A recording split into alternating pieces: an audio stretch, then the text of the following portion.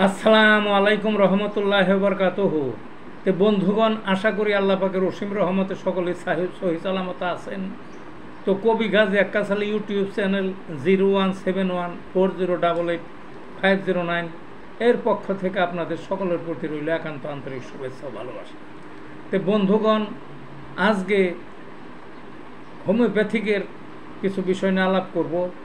বিষয়টা হলো ওই যে টিটেনাস এর ক্ষেত্রে হোমিওপ্যাথি। টিটেনাস এর ক্ষেত্রে হোমিওপ্যাথি বুঝছেন কথাটা?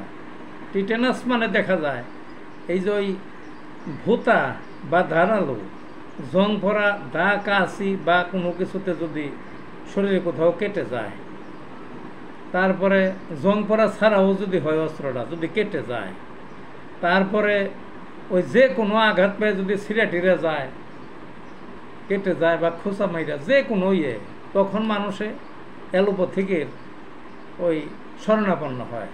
অ্যালোপ্যাথিকারে কি প্রথমেই ওই টিটেনাস মানে ওই যে ধনুষ্টঙ্কার যাতে না হয়, বুঝছেন না, তার জন্য ইনজেকশন পুশ করে।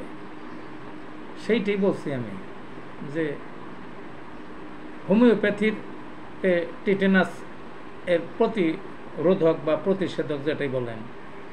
তে হোমিওপ্যাথিতে অ্যালোপ্যাথিকের চেয়ে খুব সুন্দর চিকিৎসা আছে। এটা ইনজেকশনও পুশ করতে হয় না, কিছুই করতে হয় না, খাওয়ার 3টা ওষুধ। তো হোমিওপ্যাথির টিটেনাস এই খাওয়ার 3টা ওষুধ আমি এখন বলবো কি কি। 1 নম্বর হইল হাইপেরিকাম, 2 নম্বর হইল লিডাম্পল, 3 নম্বর হলো আর্সেনিক এল। এর যে কোনো একটা ঔষধ ওই কোথাও কেটে ছিলে ফেটে ই হইলে যে কোনো কিছুর মাধ্যমেই হোক গা, বুঝছেন না, ওই এর 3টা ওষুধের যে কোনো একটা ওষুধ 2টা পাওয়ারের 200 পাওয়ারের, সকালে 1 ডোজ, বিকালে 1 ডোজ, 2-3 দিন খাইবেন, বাস শেষ। আর টিটেনাসের ইনজেকশন লওয়ার কোনো প্রয়োজন নাই। এইটাই ওই প্রমাণিত বহু বছর আগের থেকে, শত শত বছর আগের থেকে, বুঝছেন না।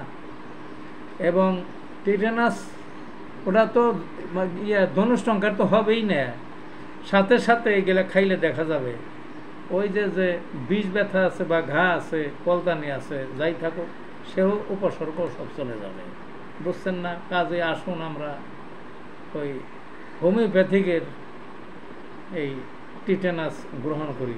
ধন্যবাদ।